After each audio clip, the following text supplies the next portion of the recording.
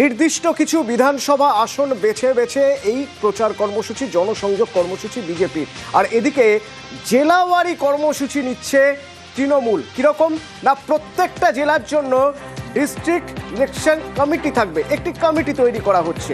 এই কমিটির কাজ কি হবে? অত্যন্ত গুরুত্বপূর্ণ বেশ কিছু কাজের মধ্যে দুটো খুব গুরুত্বপূর্ণ কাজ। এক হলো ভোট এবং দ্বিতীয় হলো সমন্বয়। 3 নম্বর হলো যদি তৃণমূল স্তরে কোনো অন্তর্দ্বন্দ্ব তৈরি হয় তাহলে তা সামলানো। কি কাজ হবে, কিভাবে কাজ হবে, এই কমিটিতে কারা থাকবেন? আবির রয়েছে আমার সঙ্গে, সরাসরি কথা বলবো। আবির,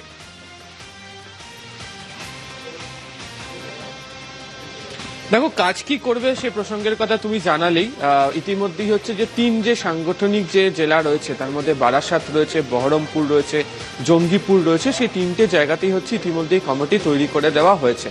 অতীতে দেখতে পাওয়া যেত হচ্ছে যে তৃণমূল কংগ্রেসের যে জেলাভিত্তিক পর্যবেক্ষক পদ ছিল, পরবর্তী সময় সেই পর্যবেক্ষক পদ তুলে দেওয়া হয়। 2024-এর লোকসভা, তার আগে 2021-এর বিধানসভা এবং যে বিধানসভা নির্বাচন আসতে চলেছে, এই মাঝের কয়েক বছরে এই সাংগঠনিক জেলার মধ্যে থাকা যে সমস্ত বিধানসভা কেন্দ্রগুলি রয়েছে সেখানে বেশ কিছু রাজনৈতিক সমীকরণের বদল হয়েছে। তৃণমূল কংগ্রেস মনে করছে যে রাজনৈতিক সমীকরণের বদলের সঙ্গে সঙ্গে যাতে একেবারে নিচুতলার যারা কর্মীরা রয়েছেন তারা জেলার সামলানোর দায়িত্বে, যে সাংগঠনিক কাঠামো অনুযায়ী যারা দায়িত্বে রয়েছেন তাদের সঙ্গে সমন্বয় বা সংযোগের ক্ষেত্রে যাতে কোনো অসুবিধা তৈরি হতে না পারে সেই বিষয়টাকে তারা বজায় রাখার চেষ্টা করবেন।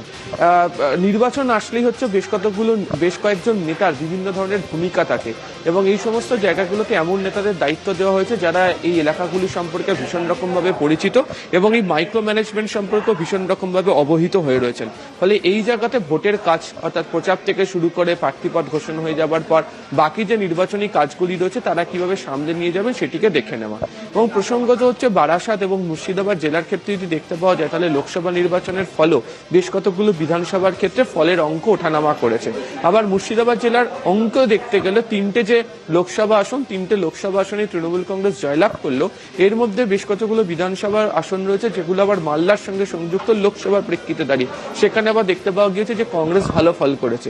ফলে এই যে ভোট কাটাকাটির অঙ্ক, ভোটের অঙ্কেতে দাঁড়িয়ে কে কি ভূমিকা নিয়ে পালন করে কাজ করতে পারবে নিচুতলায়, সেটাই মূলত দেখে নেওয়ার দায়িত্ব এবং সে কারণেই হচ্ছে ডিস্ট্রিক্ট ইলেকশন কোর কমিটি তৈরি করে দিয়েছে তৃণমূল কংগ্রেস। ধন্যবাদ আবির। ভোটের আগে তৃণমূলের ডিস্ট্রিক্ট ইলেকশন কোর কমিটি, এ প্রসঙ্গে কুণাল ঘোষের বক্তব্য শোনাবো। এটা সাংগঠনিক নেতৃত্ব সকলের সঙ্গে কথা বলে মসৃণ সাংগঠনিক কাজকর্ম এবং মসৃণ জনসংযোগ। আর নির্বাচনের তো কিছু বিশেষ ধরনের কাজকর্ম থাকে, কারণ নির্বাচনের একটা পদ্ধতি, নিয়ম মেনে, আইন মেনে পদ্ধতিগত কাজ করার একটা সিস্টেম আছে। যেখানে যেখানে দল মনে করেছে সেই প্রয়োজনটা কোর কমিটি দিয়ে সকলকে নিয়ে ভালোভাবে করা যাবে, করেছে।